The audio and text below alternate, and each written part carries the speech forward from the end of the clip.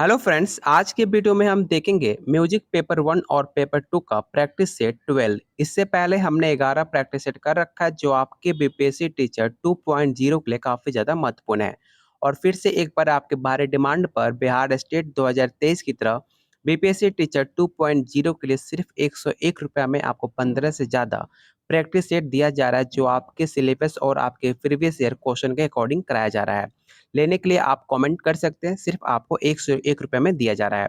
चलिए शुरू करते हैं आज का पहला सवाल। वक्र स्वर से क्या अभिप्राय है आपको बताना है। काफी इंपॉर्टेंट सवाल है। इस क्वेश्चन को आप वीवीआई क्वेश्चन टेक आउट कीजिएगा और इसका राइट आंसर ऑप्शन आपका ए हो जाएगा। वक्र स्वर से आपका क्रम रहित स्वर से माना जाता है। वक्र का शाब्दिक अर्थ होता है टेढ़ा, इसे भी आप जरूर याद रखिएगा। जो आपके गाते बजाते समय जिस स्वर का प्रयोग सीधा ना होकर टेढ़ा अर्थात घूमकर हो उसे हम वक्र स्वर कहते हैं। ऑप्शन ए आपका राइट आंसर हो जाएगा।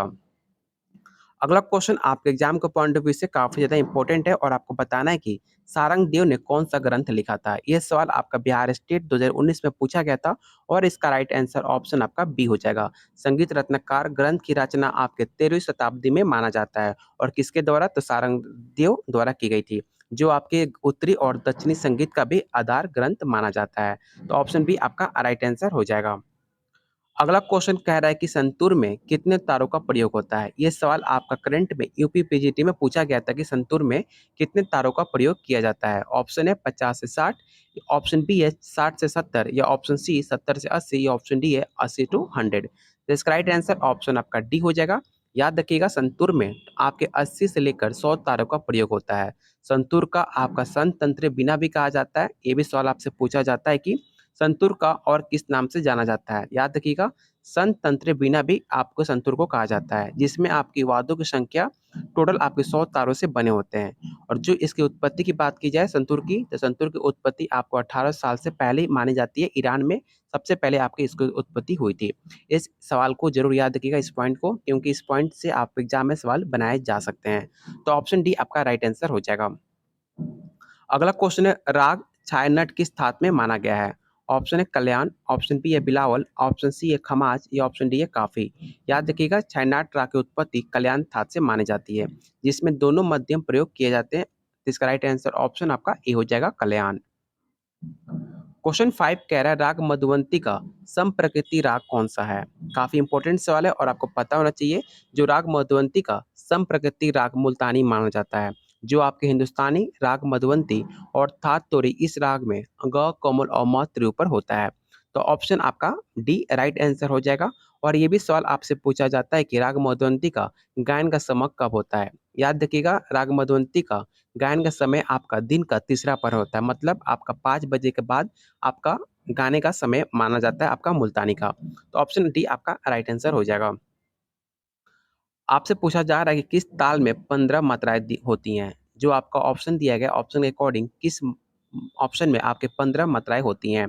याद रखिएगा, इसका राइट आंसर ऑप्शन आपका ई हो जाएगा। पंचम सवारी में टोटल आपकी 15 मात्राएं होती हैं। पंचम सवारी ताल का केवल सवारी तथा छोटी सवारी ताल भी कहा जाता है। तो इसमें आपकी टोटल 11 मात्राएं देखने को मिलती हैं। ऑप्शन ए आपका राइट आंसर हो जाएगा। क्वेश्चन 7 कह रहा है कि विकृत स्वर कितने होते हैं। 3, 4, 5 या 0।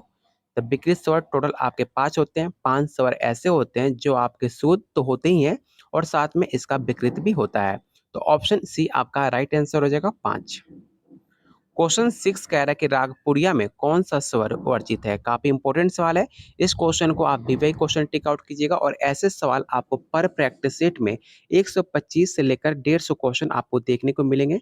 लेने के लिए आप कमेंट कर सकते हैं। 16 प्रैक्टिस सेट आपको दिया जाएगा। पर प्रैक्टिस सेट में आपको 125 से लेकर 150 क्वेश्चन आपके पर प्रैक्टिस सेट में आपको देखने को मिलेगा, सिर्फ 101 रुपये में, जो आपके सिलेबस और आपके प्रीवियस ईयर अकॉर्डिंग क्वेश्चन रहेगा, जो आपके एग्जाम में काफी ज्यादा हेल्प मिलेगा।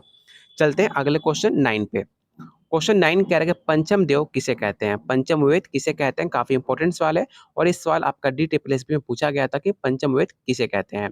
याद रखिएगा, पंचम वेद आपका नाथ शास्त्र कहते हैं, जो आपके रचयिता भरत मुनि माना जाता है। जिसका राइट आंसर ऑप्शन आपका डी हो जाएगा, नाथ शास्त्र। अगला क्वेश्चन कह रहा है कि in which part of sitar the jawari done, मतलब सितार के किस भाग में जवारी की जाती है। याद रखिएगा, इसका राइट आंसर ऑप्शन आपका ए हो जाएगा। क्वेश्चन 11 कह रहा है कि मध्य सप्तक में सच की आंदोलन संख्या कितनी होती है? काफी इंपॉर्टेंट सवाल है। ऑप्शन है 260, 240, 280 या ऑप्शन डी है 320। याद रखिएगा, जो आपका मध्य सप्तक होता है उसकी आंदोलन संख्या 240 मानी गई है। तो ऑप्शन बी आपका राइट आंसर हो जाएगा।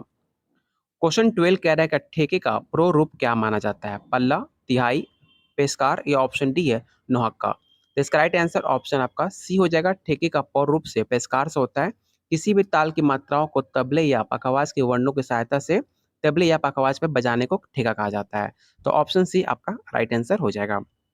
जितने लोग आप वीडियो देख रहे हो, तो प्लीज़ वीडियो को लाइक करने में कोई पैसा लगता नहीं है। आप लोग कंजूसी क्यों करते हो? जब आप लोग के लिए इतनी मेहनत की जा रही है, तो आप लोग वीडियो देख रहे हो तो एक लाइक करना बनता है। और जितना हो सके वीडियो को शेयर कीजिए अपने दोस्तों, अपने ग्रुप्स में, क्योंकि बहुत बच्चे ऐसे हैं जो म्यूजिक का क्लास करना चाहते हैं लेकिन उनको क्लास नहीं मिल रहा।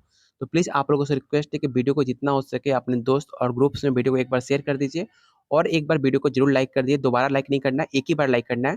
ठीक है, चलते हैं अगले क्वेश्चन 13 पे।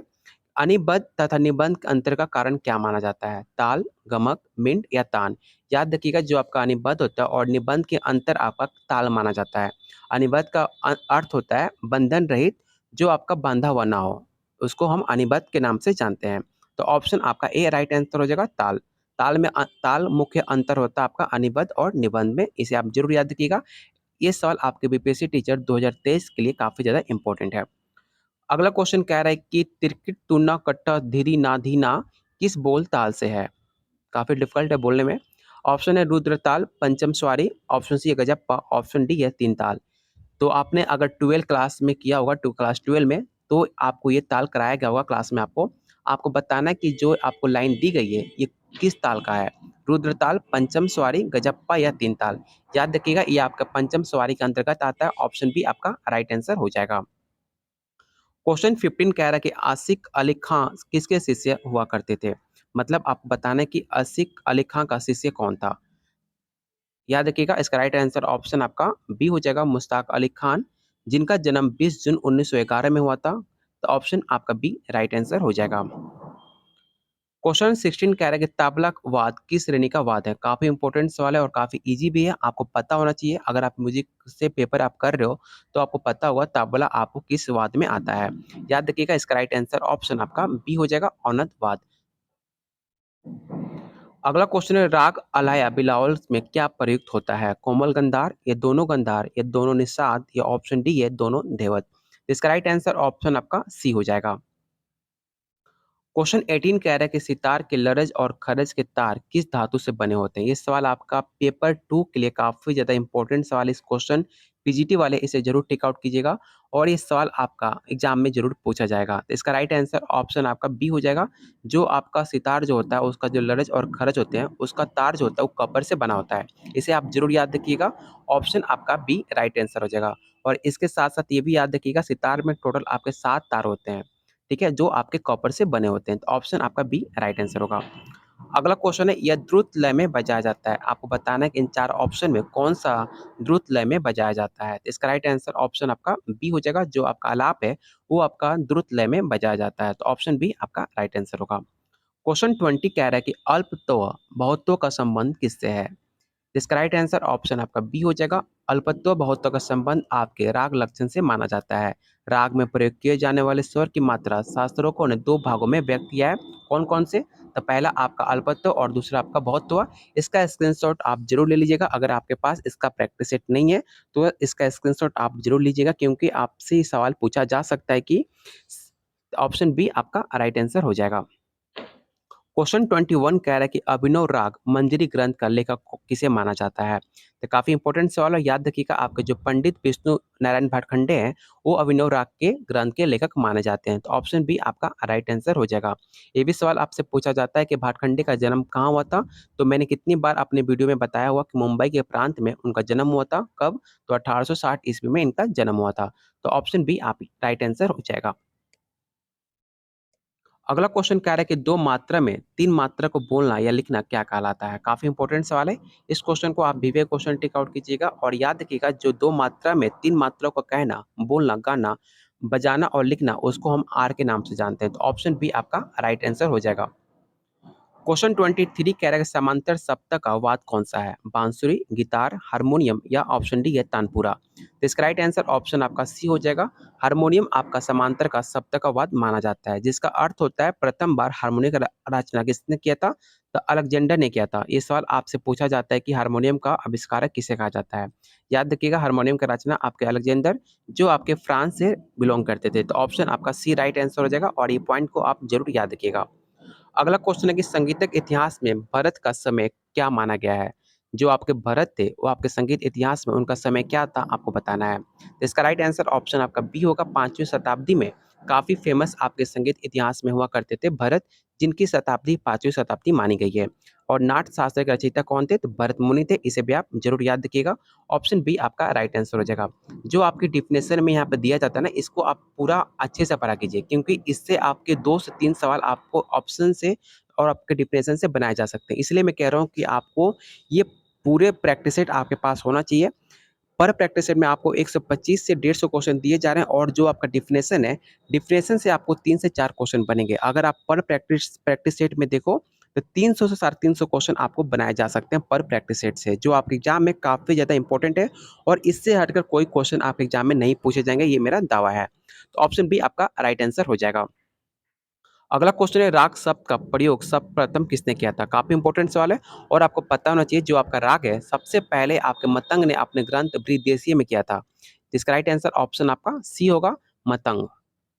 क्वेश्चन 26 कह रहा है कि राग भिमप्लासी का समप्रकृतिक राग क्या है? इस सवाल का आंसर आप लोग कमेंट बॉक्स में कीजिएगा, क्योंकि मुझे पता होना चाहिए कि आपकी तैयारी कितनी हो रही है। तो इसका आंसर आपको कमेंट बॉक्स में बताना कि 26 का आंसर क्या होगा। चलिए, बहुत जल्द मिलेंगे अगले क्लास में। तब तक वीडियो को लाइक कीजिए प्लीज़। वीडियो को जितना हो सके लाइक और शेयर कीजिए अपने दोस्तों के साथ। और जिन्हें प्रैक्टिस सेट चाहिए आप लोग कमेंट कर सकते हैं। सिर्फ 101 रुपये में आपका एग्जाम काफ़ी ज़्यादा अच्छा जाएगा और आपके एग्जाम में काफ़ी ज़्यादा हेल्प मिलेगा, ये मेरा दावा है। लेने के लिए आप कमेंट कर सकते हैं।